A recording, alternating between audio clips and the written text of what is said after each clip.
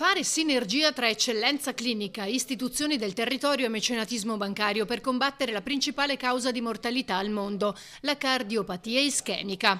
È l'obiettivo di Primavera del Cuore, il progetto di screening cardiovascolare gratuito rivolto alla popolazione dell'area metropolitana di Venezia.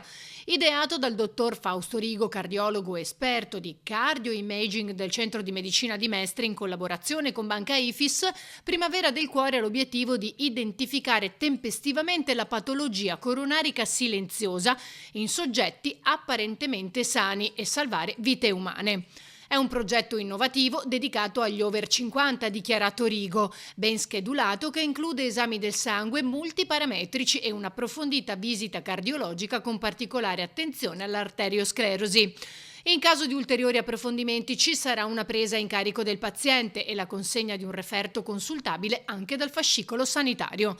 È importante però rivolgersi anche ai giovani e alle donne che dalle indagini epidemiologiche condividono il rischio con gli uomini del 50% anche su questa patologia.